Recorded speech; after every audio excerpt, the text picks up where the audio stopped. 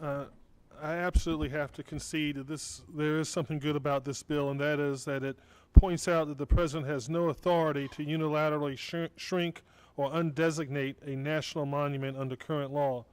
This admission is useful because the president may soon try to invoke that non-existent power to the lasting detriment of our country.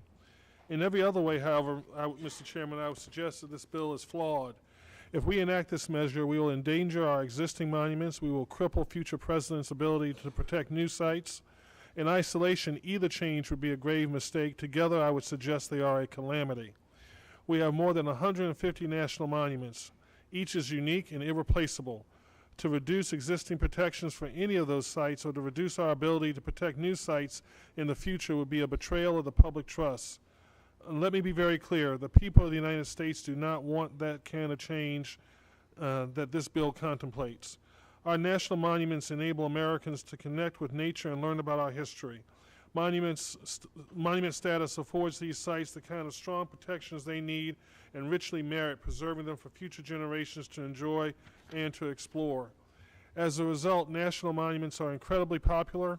They attract millions of visitors every year, and many become major engines of their local economies. That popularity is broad. It is not limited to any one region or party. For instance, a January poll commissioned by the State of the Rockies Project found that residents of 7 western states overwhelmingly support maintaining national monument designations from the last 10 years.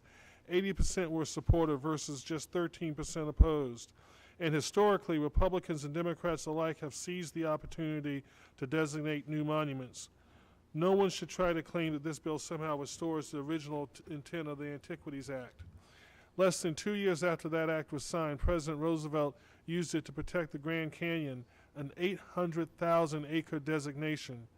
Roosevelt made that designation not on narrow archaeological grounds, but rather because the canyon itself was an object of unusual significant interest, being the greatest eroded canyon within the United States, and that's a quote. On that basis, he concluded that, quote, the public interest would be promoted by reserving it as a national monument, unquote, and the Supreme Court unanimously upheld his authority to do so. So the kind of designations that we have seen from President Obama and from Presidents Clinton and Bush before him are completely true to the original spirit of the Antiquities Act.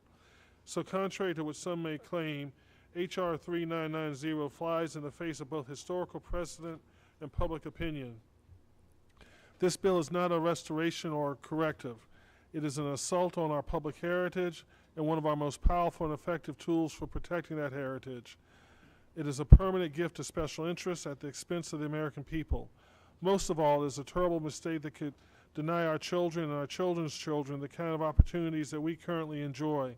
Our national monuments are exactly that, monuments to the awesome power of nature, the strength of the human spirit, and noble causes that have helped to shape our country. Future generations should have the ability to visit these sites and be awed or inspired, just as we are able to today. We must not deny them that opportunity.